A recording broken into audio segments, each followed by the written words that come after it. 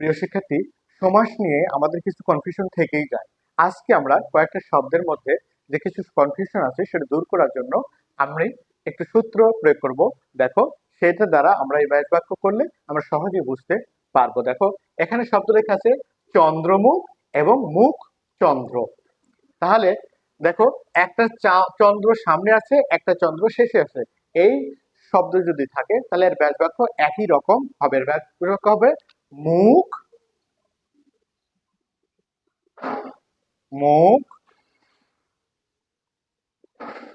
চন্দ্রের ন্যায়। আর মুখ চাঁদ যদি থাকে তাহলে তার ব্যাস বাক্য আবার কি হবে? মুখ চাঁদ যদি থাকে তারও ব্যাস বাক্য হবে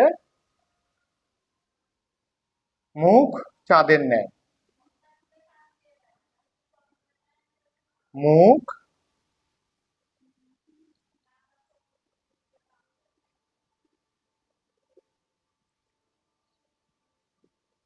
চাঁদের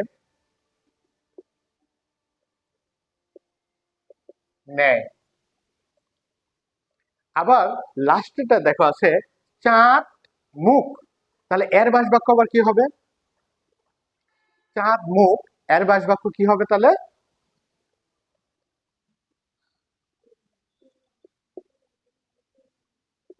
চাঁদের মতো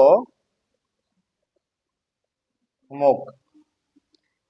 তাহলে বুঝতে পারছো এর ব্যাস বাক্যগুলো কিভাবে হবে? তবে এই ব্যাস বাক্যগুলো, এটা কি কি সমাস? আমরা বুঝবো এটা কোন সমাস। এটা হচ্ছে যে উপমিত কর্মধারয় সমাস। আর উপমিত মানে হচ্ছে যে মিথ্যা। যেমন দেখো, মুখ চন্দ্রের ন্যায়। মুখ কি কখনো চন্দ্রের মতো হয়?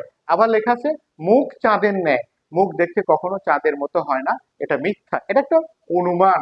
তারপর কি, চাঁদের মতো মুখ, মুখ কখনো চাঁদের মতো হয় না। এই এই ব্যাস বাক্যগুলো আমরা তাহলে পেলাম। তাহলে উপমিত আমরা বুঝবো এটা মিথ্যা। মিথ্যা যে আশ্রয় নিয়েছে, এটা দ্বারা আমরা উপমিত বুঝবো। এর পরবর্তীতে আমরা আরো কিছু সমাস নিয়ে তোমাদের সামনে এরকম ভাবে সহজভাবে উপস্থাপন করার চেষ্টা করব। আজকের মতো এখানে শেষ। আল্লাহ হাফেজ।